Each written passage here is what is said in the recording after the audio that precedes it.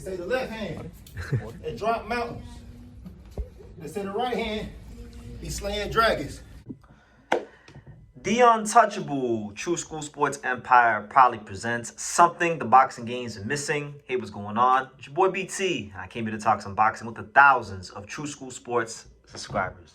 All right, so really intriguing stuff going on in the heavyweight division. You know, it's been a while since I've come on here and made any videos or any content about Tyson Fury because really and truthfully, there hasn't been a lot to talk about in regards to Tyson Fury. He's been pretty quiet since losing the Alexander Usyk rematch in late 2024.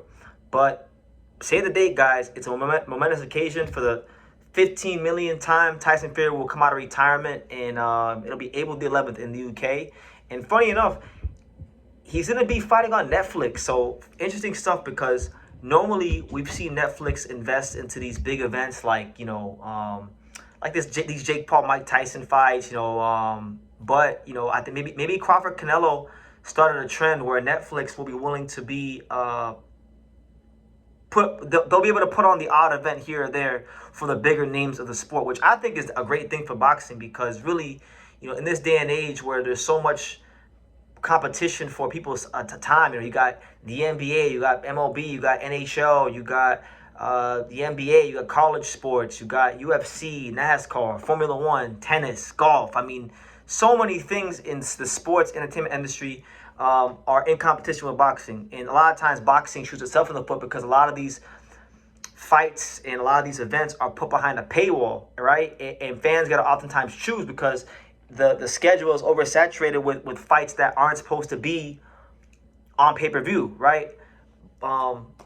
So it's good when you get a platform like Netflix, which most people, especially in America and all over the world, have. It's one of the biggest platforms in the world. So I like this. And on top of that, it's an interesting fight because Tyson Fury's opponent will be none other than a once very highly touted prospect, but a guy that's run into some bad luck over the last couple of years and the last couple of fights he's had.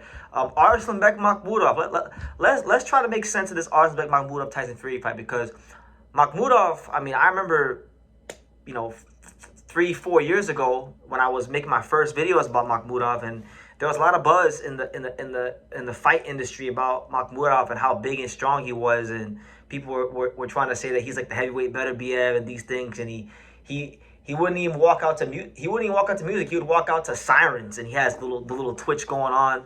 So he eventually got found out multiple times. He eventually got exposed multiple times by Ajit Kabiel and Guido Vianello, and he hasn't really been able to get back to where he was prior to those losses. And what a glorious and grand opportunity for him because he gets to fight one of the biggest names, not just in the heavyweight division, but let's have it right, because Tyson Fury is big time. He gets a chance to fight one of the biggest names in boxing, and I'm looking very, very forward to it. Now, I remember many years ago, Tyson Fury was talking about Vladimir Klitschko and certain fighters from Europe, and he would say, you know, they're big, stiff, stupid Europeans, right? And I'm not trying to insult Arslanbek Makhmuadov, but judging by how he fights, I feel like what Tyson Fury was trying to describe back then, it could apply to him. We've seen Makhmuadov over these last couple of fights. We've seen him have a problem with fighters who can get on the inside. We've seen him have a problem really being strong past the fifth round, fourth, fifth round. Showing himself to be a bit of a bully, bit of a front runner. So I feel like, you know, he's got a chance to exercise some demons in this fight and really rewrite the narrative of his career. And for Tyson Fury, you know, I'm not really sure where he goes from here. An impressive win here gets him back in the mix, gets him back going, and you know, if he looks good here on Netflix, a big platform like Netflix, looks like if he looks like $1 million and does what Kabiel and these other guys have been doing to Makhmuadov, then that puts Tyson Fury in a position, I feel. I mean, I don't think he's going to fight Usyk again because he can't beat Usyk.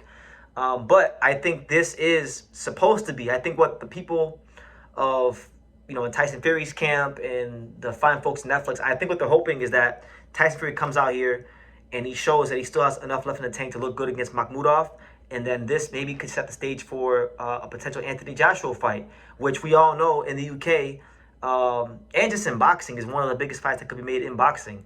They would definitely do 100,000 tickets, or at minimum 80,000, like Carl Froch did at Wembley Stadium. So I think that's what the powers that be are hoping for with this fight. Now, it is worth noting, we don't know if Anthony Joshua's going to fight again. You know, his friends passed away in that car accident, and he's had a heavy heart since then. So you don't know where psychologically he is. You don't know if he's going to ever come back from that. You know, I mean, I never had anything that tragic, thank God, happened to me in my life. But you know, I would be led to believe that it'd be hard to go forward and do anything, right? So we'll see. But if I believe he probably will come back, because he's a fighter, and that'll probably be his way to deal with the loss of his close friends that passed away in the car accident.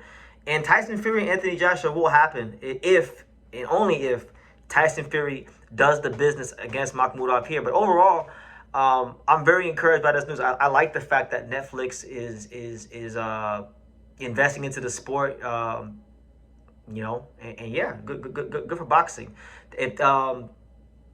If this is going to be something that happens, you know, for premium fights, for big names 2 or 3 times a year, I can get behind that, because that's going to give a bunch of other fighters that fight on the undercard a chance to be on the biggest stage possible and build themselves. And that can only help but create stars and build the sport moving forward. So I like the fight. I think, honestly, like, even though Fury's 37 years old, with all due respect to Makhmuadov, unless Fury is completely shot to pieces, he should be getting by Makhmuadov.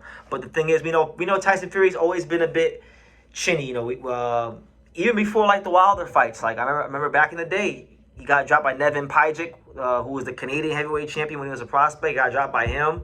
So he's been dropped by guys with way less credentials, way less firepower, way less everything than Makhmuadov. So that's what's made Fury entertaining, is that he's a big personality and he's equally vulnerable inside and outside the ring. So we'll see how it goes. But save the date, mark your calendars, April 11th, Tyson Fury returns once again for the millionth time on Netflix against Arslanbek Makhmuadov, potentially to set up an Anthony Joshua fight. So what do you guys think? Leave your comments down below. Make sure you guys take the time to subscribe. And like I say in every single one of these videos, you can love me or you can hate me, but I'm just a kid from Daniel. So until next time, take care, guys.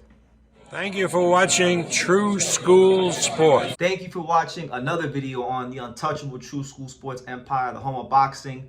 We're on the road to 100,000 subscribers, guys. So help us keep being great. Help us keep pushing out that real boxing content for the fine folks all around the world. And make sure you jab, you hook, you Mike Tyson, you Mayweather that subscribe button. Pops, show them how do they gotta hit the subscribe button. Pop, pop, pop.